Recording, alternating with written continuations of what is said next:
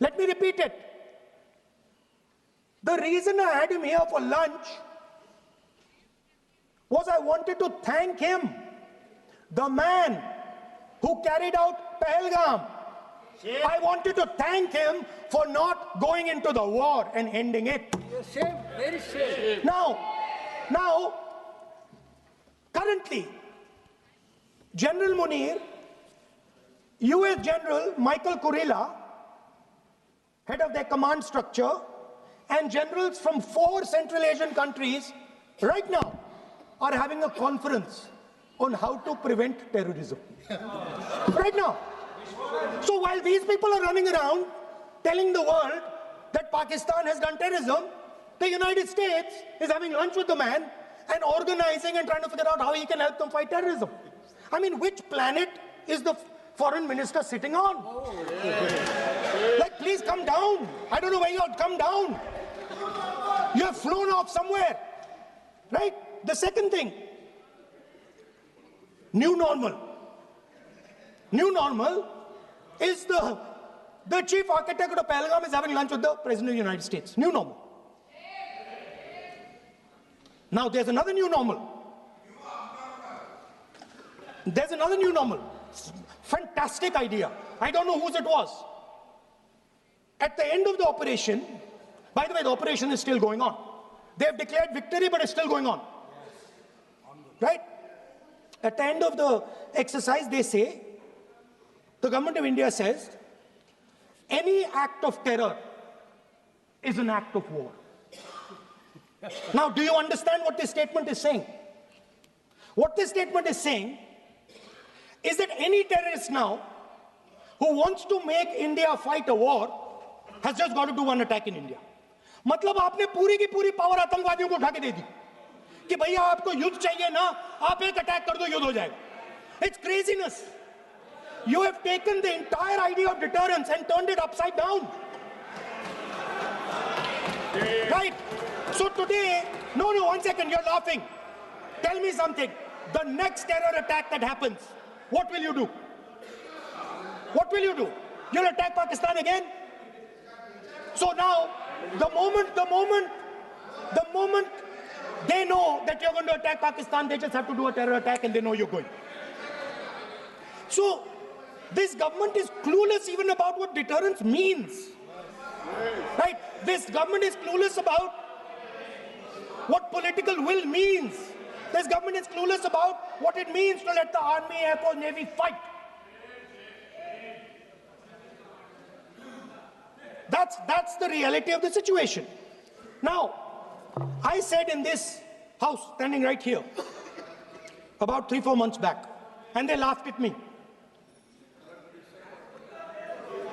They laughed at me. I said that please understand that India's biggest foreign policy challenge has been to keep Pakistan and China separate. And I said here that I am sad to say that you have destroyed the single biggest, most important goal of Indian foreign policy. China and Pakistan are fused like this. Okay? Now let me tell you what that means. Well, let me tell you what that means. It means, sir, अगर आप समझना चाहते हैं मैं समझा दूंगा थोड़ी देर बाद. Please. समझा दूंगा सर. Please, आप समझा दूंगा तो बैठ जाएंगे sir. Don't worry, I am ready to do it.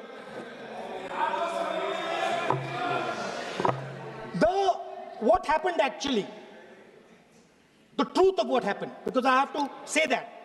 What happened is that the government of India thought they were fighting Pakistan. And when they arrived, they suddenly realized that they were not fighting Pakistan, they were fighting China and Pakistan. Yes. Meaning that the Pakistani army was attached. Pakistani Air Force was attached to the Chinese Air Force. And not only that, the doctrine of the Pakistani Air Force was completely changed. The information available to the Pakistani Air Force was completely changed, and the Chinese were feeding information, critical battlefield information, satellite information, targeting information to the Pakistanis. And if you don't believe me, one second. If you don't believe me, General Rahul Singh, during a FICCI event, May 11th, when the DGMO level talks were going on, Pakistan actually was mentioning, we know that you such and such important vector is primed and ready for action. I would request you to perhaps pull it back. And he says, so it is very clear they were getting live battlefield inputs from China.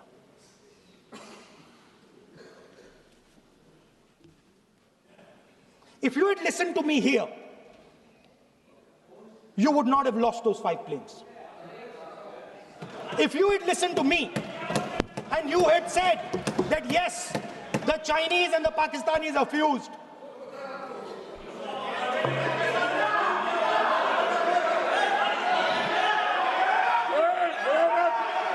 sir, EM, External Affairs Minister says, yesterday in his speech, he says, the two-front war concept is a very old concept. I don't know what he's talking about.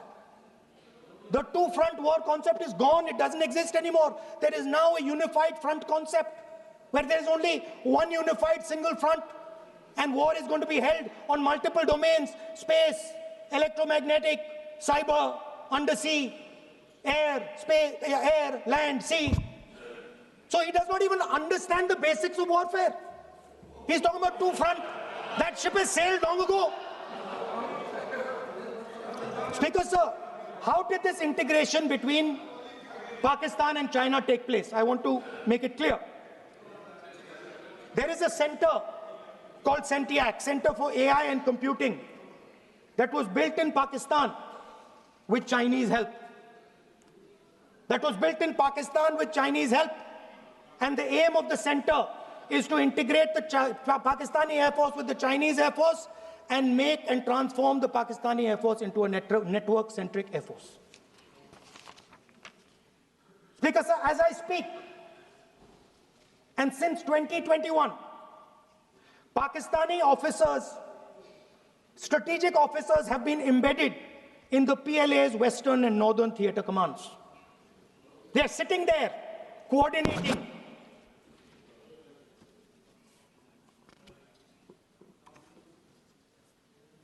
So it is important to understand that you did not have political will, that you did not give freedom of maneuver, but there is another problem.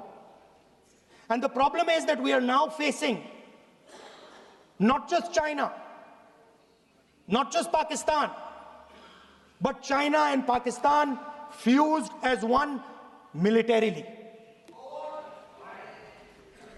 Speaker, sir, it is dangerous in this time for the Prime Minister to use the forces to protect his image. It is dangerous for the country.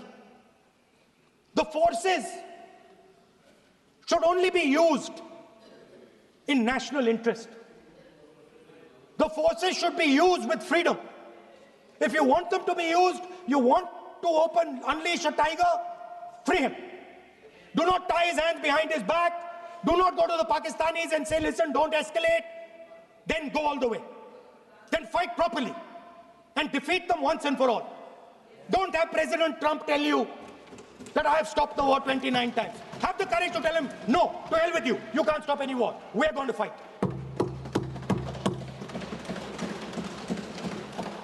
Speaker, sir, there is also I don't mean to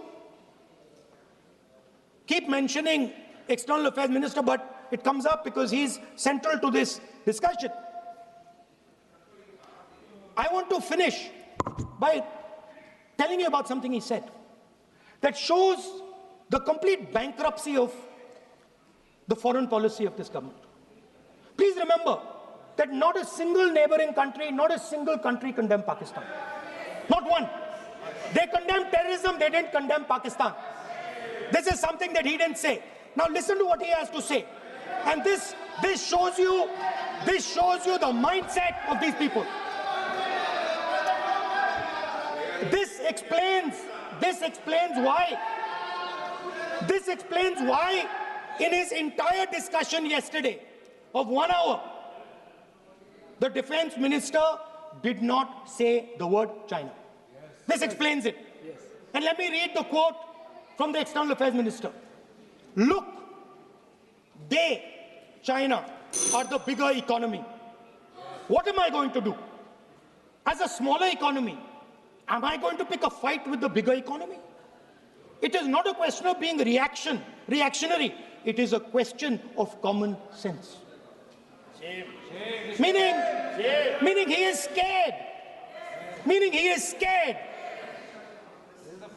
And this is the point. The point is that we are now facing in front of us Chinese and Pakistani fusion.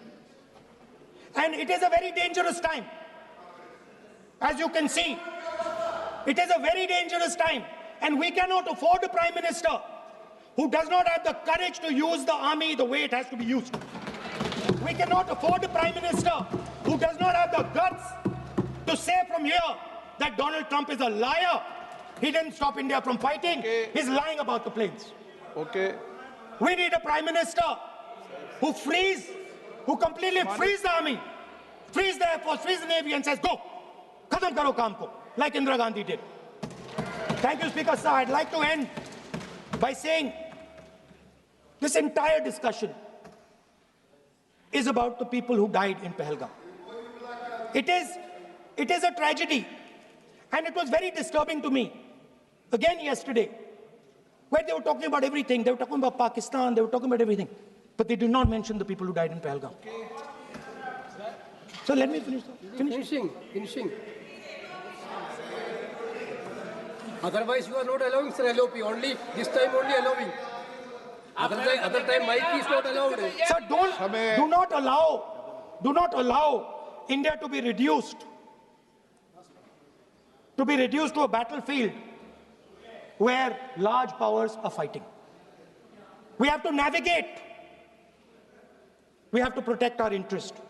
Second, to the Prime Minister, the nation is above your image, above your politics, and above your PR. The forces are above your PR, your image, and your politics. Have the humility to understand that. Have the dignity to understand that. And do not sacrifice the armed forces and national interest for your own petty political gains. Thank you, sir.